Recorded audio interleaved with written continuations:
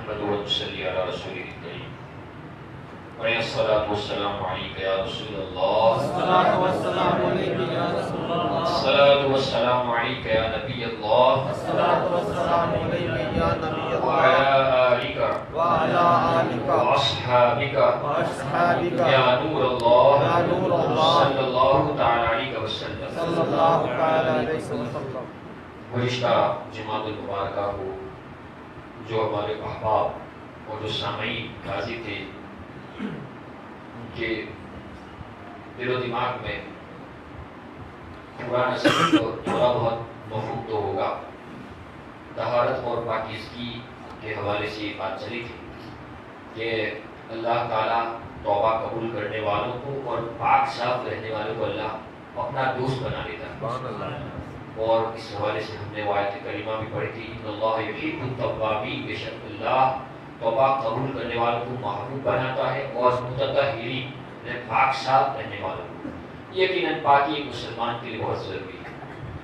دل تو شرک کی گندگی اور آلودگی سے پاک ہو جائے، یعنی جسے کلمہ نصیب ہو جائے وہ بندہ مومن ہے. لیکن ساتھ ساتھ باطن تو ہونا ہی چاہیے، وہ تو ہے تبھی بندے پر مومن کا اطلاق بھی ہوتا ہے اور ظاہر بھی پاک ہونے کا حکم دیا گیا ہے. بہت ساری باتیں آپ کی گوش گزار بھی کی تھی اور پھر نجاست پر گفتگو ہوئی تھی کہ بڑا اہم رول ہے نجاست کا. اسلام کی جو بنیادی پرنسپل ہے کہ بنیاد اسلام اور خمسہ شہادت اللہ الہ الا اللہ، پھر اس کے بعد یہ 5 چیزیں ذاتی کلمے کے بعد نماز پڑھنا، حج کرنا، زکوٰۃ دینا، روزہ رکھنا. تو ان میں جو بنیادی اور اہم فریضہ کلمے کے بعد آتے وہ نماز کا آتا ہے. لیکن نماز کا دروازہ اس وقت نہیں کھلتا جب تک کہ بندہ طاہر اور پاک صاف نہ ہو جائے. اور یہی کیا نماز کی کنجی ہے اور پھر جنت کی کنجی کو نماز قرار دیا گیا. تو بغیر وضو کے بغیر طہارت کے ہماری نماز صحیح نہیں ہے. اس سے پہلے کہ اگر نجاست لگی ہے تو اس کا ازالہ، اس کو دور کرنا ضروری ہمارے لیے بن جاتا ہے، لازم ہو جاتا ہے. آپ کے سامنے نجاست کی 2 چیزیں رکھی گئی تھی، نجاست حقیقی، نجاست حکمی. پھر نجاست حقیقی کی 2 قسمیں آئی تھی. نجاست غلیظہ، غلیظ معنی کہ جس کا سخت حکم ہم نے کہا تھا کہ اگر یہ ہم سے زیادہ ہو تو اس کا دھونا فرض ہو جاتا ہے، یہ ہم سے کم ہو تو اس کا دھونا واجب ہو جاتا ہے، اور یہ ہم سے اور یہ ہم کے برابر ہو تو واجب ہو جاتا ہے، اور یہ ہم سے کم ہو تو سنت ہے. پہلا ہم فرض تھا، پھر برابر کے بارے میں واجب، اور اگر کم ہے نماز تو ہو جائے گی لیکن خلاف اولا ہو جائے گی، ثواب سے محروم کرے گا. اس کو یہ سمجھے بھی ہم کے برابر. جیسے آج کے زمانے میں بھارتی جو پڑھا والا جو سیکھتا ہے اس کو فقہاء نے بھی سمجھایا ہے. یہ جو آپ کی ہتھیلی ہے، اس پر آپ پانی ڈالیں اور پانی ڈالنے کے بعد جتنا پانی یہاں جم جائے جو گرا ہو گرا سے، جتنا پانی آپ کی ہتھیلی پر آ جائے گا تو علماء نے اور فقہاء نے اس کو یہ ہم سے تعبیر فرمایا ہے اتنی نجاست. اس سے زیادہ ہے تو فرض، برابر ہے تو واجب ہے، اور یہ اس سے اگر کم ہے تو یہ کیا ہے؟ سنت ہے. یہ نجاست غلیظہ، اس کا سخت میں پھر آپ کے سامنے چیزیں رکھی تھی کون کون سے جانور ہے اور کس کا پاخانہ پیشاب، کس کی پیٹ وغیرہ، کس کی گیت لوگ، یہ لیڈ ہے، اور یہ ساری چیزیں آپ کے سامنے رکھی گئی تھی. پھر نجاست خفیفہ جس کا حکم ہلکا آتا ہے کہ بھائی کپڑے یا بدن پر ایک دن سے زائد رہ جائے تو یہ غلیظہ میں آتی ہے. اور خفیفہ میں کہ لفظ ایسا ہے، خفیف معنی ہلکا یعنی آسان، کہ حلال جانور جن کا گوشت کھایا جاتا ہے، مثلاً گائے، بھینس، بکری، بھیڑ، مینڈا، گھوڑے کا پیشاب. اور وہ پڑھیں گے جن کا گوشت نہیں کھایا جاتا ان کا پیشاب، علاوہ ازیں کوا، شترا، کبوتر، چیل وغیرہ کی پیٹ، یہ سب کیا نجاست خفیفہ میں شامل ہے. اس کا حکم یہ بیان کیا گیا تھا کہ کپڑے کے حصہ یا بدن کے جس عضو، جس پارٹس آف باڈی پر جہاں لگی ہو، اگر وہ اس کی چوتھائی سے کم ہے تو معاف ہے، اس سے نماز ہو جائے گی. اور اگر پورے چوتھائی حصہ پر ہے تو اس کو دھونا ضروری ہے، بصورت دیگر نماز ہماری نہیں ہوگی. وہاں جو بیان کیا گیا ہے کہ یہ جو درہم کے بارے میں ہے تو وہ اس وقت ہے جب نجاست رقیق اور پتلی ہو. لیکن اگر نجاست بھاری ہے تو پھر فقہاء نے یہ مسئلہ بیان کیا ہے، اس کا جو وزن بیان کیا ہے 4.5 ماشا، یعنی 4.5 گرام کے برابر ہے. تو پھر کیا ہے کہ اگر اس سے یہ اس کا تو پھر یہ اس کا دھونا یہ واجب اور یہ فرض ہو جاتا ہے. یہ ہو گئی نجاست حقیقیہ کی 2 قسمیں ہیں، نجاست غلیظہ، نجاست خفیفہ. پھر جو آتی ہے اس کی جو حقیقی کے بعد میں جو ہوئی وہ نجاست حکمی. اب اس کی 2 قسمیں ہیں، ایک کہ حد سے اکبر، اکبر اس سے ظاہر ہے کہ اس کا حکم کیسا ہے. ایسی نجاست کہ جس کے لاق ہونے سے یعنی جو لگ جائے تو انسان پر غسل واجب ہو جاتا ہے. مثلا جنبی ہونا، یہ ناپاک ہونا، جب انسان اپنی اہلیہ کے ساتھ اس لیے کہ آسان بات میں سمجھ میں آ جائے. جب اپنا یہ وظیفہ زوجیت ادا کرتا ہے تو پھر اس کی اوپر کیا ہے کہ نہانا واجب ہو جاتا ہے, وہاں جن بھی ہو جاتا ہے. تو یہ حد سے اکبر ایسی نجاست کے جس کے خلاف ہونے سے انسان پر غسل واجب ہو جائے تو اسے کیا ہے, یہ جنبے ہونا.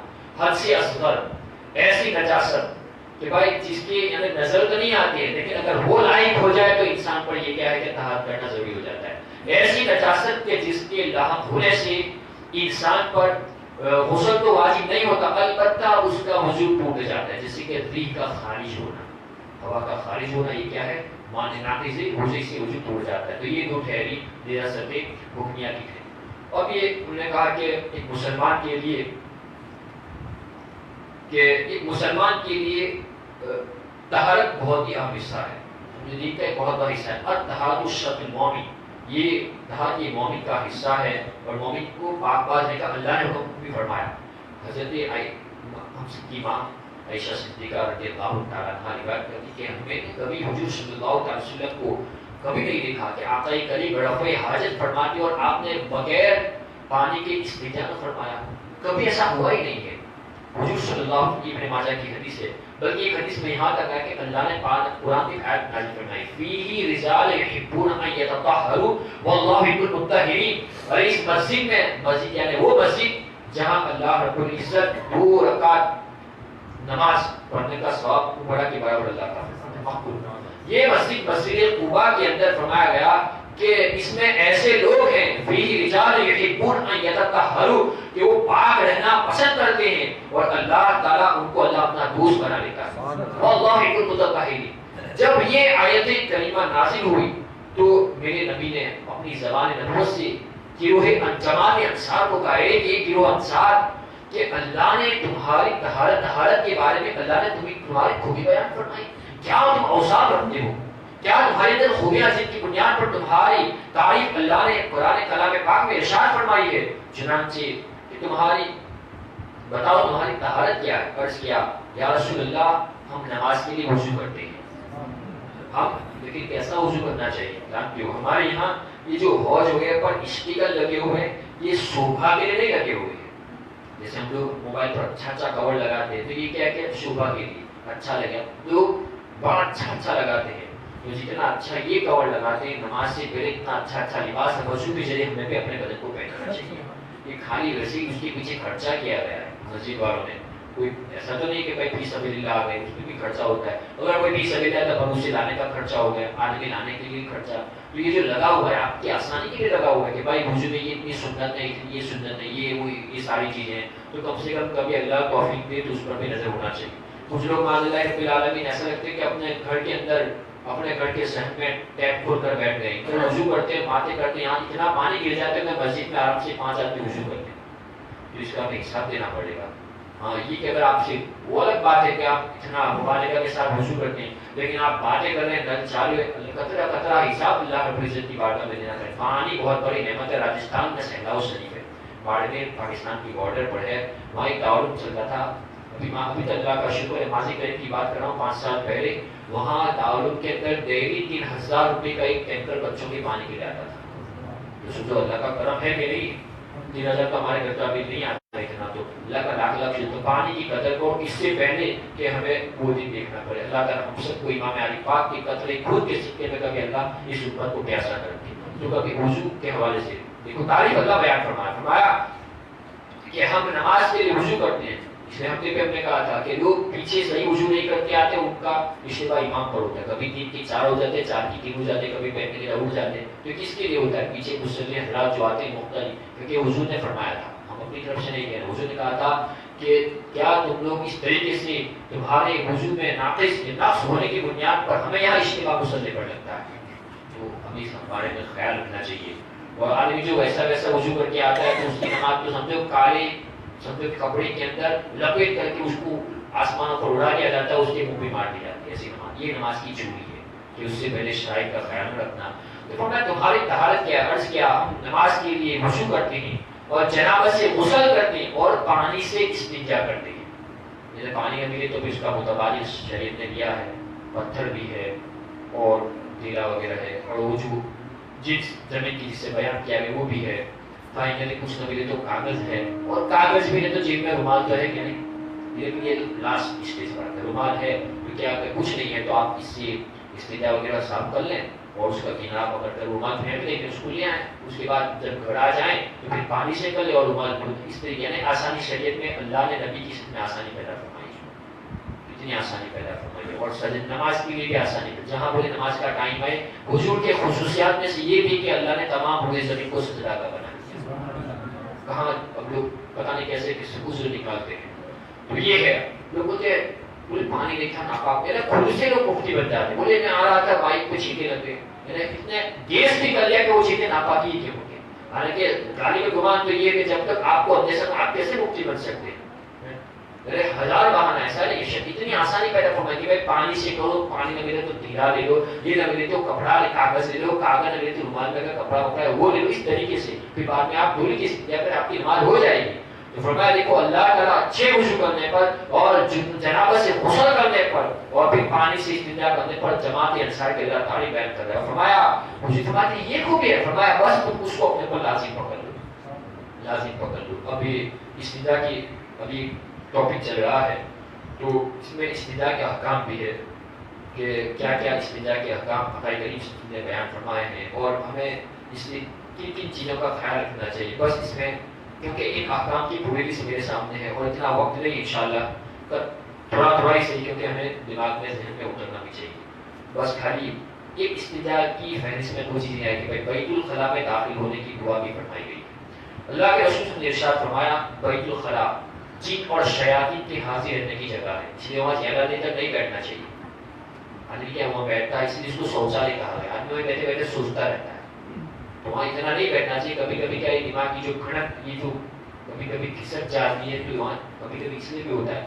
اب لوگوں نے سگریٹ اور یہ پان چھوڑا، اس کو دوسرا نام ہو سکتا ہے بھوشیہ میں آ جائے گا اس کا نام بھی، پتہ نہیں کیا، کیونکہ ابھی نام بدلنے کا رواج زور شور پر ہے، اسی میں لوگوں کی سیاست چمک رہی ہے، اور بھوشیہ ہو سکتا ہے اس کا نام بھی بدل جائے۔ اب لوگ بیٹھتے ہیں تو اتنا ایک گھنٹہ ہو جاتی ہے، اور یہاں تو آتے امام صاحب تکبیر تحریمہ ہوتے ہیں، خروج نصف میں ہوتے ہیں، تب لوگ استنجا سے باہر نکلتے ہیں، اتنا پورا جماعت کا وقت یعنی اتنا لوگوں کو ٹائم لگتا ہے سنت کی سلسلے تک، تو تھوڑا کم بیٹھنا چاہیے تاکہ ہمارا دماغ زیادہ چلے، کیونکہ آج کل بھیڑ بھاڑ کے فاسٹ لائف میں چل نہیں رہا ہے۔ بہرحال تو اب کیونکہ جن اور شیاطین سرکش، یہ پاک لوگ نہیں، وہاں سرکش لوگوں کا گھر ہے یہ، اس لیے حضور نے دعا بھی اس تعریف فرمایا کہ جب کوئی بیت الخلاء میں جائے تو یہ دعا پڑھے، کیا اللہم انی اعوذ بک، اس میں جا کے آتا میں سے اللہم انی اعوذ بک من الخبث والخبائث، اے اللہ ہمیں ضرر نسا اور ناپاک چیزوں سے تیری پناہ چاہتا ہوں۔ کیا کوئی باپ سکھاتا ہے ایسا؟ قربان جاؤ، یہ صرف مصطفیٰ کا احسان ہے، میرے آقا نے سکھایا، پانی پیو تو بیٹھ کر کے پانی پیو، جوتا پہنو تو صاف کر لیا کرو، رات کو بستر پہ جاؤ تو چادر کو کھنگا لیا کرو، اس کو جھاڑ لیا کرو، کہیں اذیت ناک یا کوئی زر نسا کیا وغیرہ نہ آ جائے۔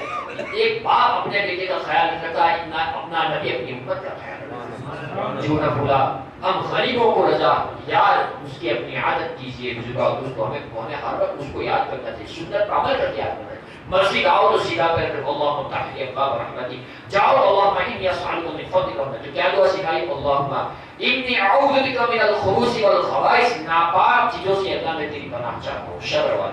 اور پھر جب آنے کی دعا بھی سکھائی، حضرت انس کہتے ہیں حضور بیت الخلاء سے باہر تشریف لاتے تو یہ دعا پڑھتے الحمدللہ الذی اذھب عنی الاذی وعافانی۔ اتنا خوبصورت اسلام ہے یار، لیکن وہی ہے نا کہ ہم نے مانگا نہیں، آنکھیں کھلی تو ہمیں کلمہ نصیب ہو گیا ہے، ہم نے کہاں مانگا ہے؟ مانگا تو جناب عیسیٰ نے خواہش کی تھی، جناب موسیٰ نے خواہش کی تھی، امت اللہ نے بے مانگے ہمیں امت محمدیہ ہونے کا شرف عطا فرمایا، لیکن ہم اس کی قدر نہیں کرتے۔ مجھے کہا دوستو قدر کرو، اسلام بہت، اللہ نے بہت قیمتی اسلام کی شکل میں تمہیں یہ دین عطا فرمایا ہے، اس کے لیے لوگ تڑپ رہے ہیں۔ ابھی ابھی مغرب سے پہلے میں اس کو اسکرولنگ کر رہا تھا تو ایک نیوز آئی سامنے کہ چالو پلین کے اندر ایک پائلٹ نے اسلام قبول کیا اور اس کی پوری دنیا میں پہنچا۔ دیکھو لوگوں کے سامنے، لوگوں کو پیس نہیں مل رہا ہے، لوگ شانتی کے متلاشی ہے، جانتے ہو فائنلی جب اسلام کا مطالعہ کرتے ہیں تو جانتے ہو ان کی دل پیس آف ہارٹ مل جاتا ہے تو کلمہ پڑھنے پر مجبور ہو جاتے ہیں۔ بڑی تلاش کے بعد اسلام ان کو ملا، لیکن ہمیں تو ویسے ہی مل چکا ہے۔ بہرحال یہ وجود دیکھو پیٹ، اس کو پوچھو جو ڈاکٹر کے دھکے کھاتا ہے، قبضیات، یہ فلاں بیماریاں ہو جاتی ہے، اور پھر اتنا کھانے کے بعد پھر سوڑا لیتے ہیں، یہ وہ کرتے ہیں. لیکن جب آدمی کو اگر آدمی کا پیٹ صاف ہو جائے، پیشاب ہو جائے اور پیٹ پاخانہ ہو جائے تو اس کو کتنا آرام ملتا ہے، آرام ملتا ہے. تو اب اس کو کیا کہنا چاہیے؟ قربان جاؤگے نبی تعریف فرمایا باہر آتے تو یہ دعا فرماتے الحمدللہ الذی اذهب عنی الاذى وعافانی، ارے اللہ کا شکر ہے جس نے مجھ سے تکلیف دور کر دی اور مجھے عافیت عطا فرمائی. ہے کہ نہیں بھائی؟ عافیت جس کو یہ ہو جائے عافیت. ننھا بچہ آپ کی گرشی پر دودھ پیتا بچہ ہے وہ بھی ہوتا ہے، بڑا بھی ہوتا ہے، سب ہوتے ہیں. لیکن جب اگر یہ پیٹ کا ڈائجسٹ سسٹم صحیح ہو جائے تو سب خوشی خوشی نظر آتے ہیں، سب کو آرام مل جاتا ہے انشاءاللہ. یہ استنجا کے آداب ہے، کیا کرنا چاہیے، پورے آداب ہے. کہاں بیٹھنا چاہیے، منہ ادھر ہونا چاہیے کہ نہیں، پیٹ ادھر ہونا چاہیے، سنت کی طرف دیکھنا چاہیے. کچھ لوگوں کی عادت استنجا کھانے میں جاتے ہوں گے وہیں پر سب یاد آتا ہے، لوگ وہیں سے اندر سے بات کرتے ہیں. کچھ لوگ فون پہ بھی بات کرتے ہیں. یہ سب منع استنجا میں. انشاءاللہ ایک لمبی فہرست آئے گی تو آپ کے سامنے بات آئے گی کہ اب تک ہم جو کر رہے تھے وہ غلط کر رہے تھے. اللہ تعالیٰ ہم سب کو شیاطین کے شر سے اللہ محفوظ فرمائے اور یہ شدت سے ناموں سے محفوظ فرمائے. اور جو کچھ بیان ہوا اللہ تعالیٰ سب سے پہلے اس فقیر صلاح تقسیم کو اور آنے والے تمام سامعین کو عمل کی توفیق عطا فرمائے. اور جب تک اگر تھوڑی بھی چھوٹی بہت جو بھی لفظش ہو گئی ہو، چھوٹی ہو یا بڑی ہو، اللہ تعالیٰ غفار ہے، اس کا محبوب اس کی شان قریبی سے رحیم اور رحمان. اللہ ہم سب کو معاف فرمائے. بھائی تفصیل کے لیے میں محب محترم حضرت علامہ مولانا حسین شیخ دعوت دیتا ہوں. آئیے پرجوش نام میں استقبال کریں. نعرہ تکبیر، نعرہ رسالت، علماء اہل سنت، جشن آمد رسول، سرکار کی آمد. اس لیے کہ حضور علیہ السلام کی آمد کا مہینہ جو مقابل سرکار کی آمد، سردار کی آمد، آقا کی آمد، مکی کی آمد، مدنی کی آمد، امی کی آمد، ہاشمی کی آمد. نعرہ تکبیر، نعرہ رسالت.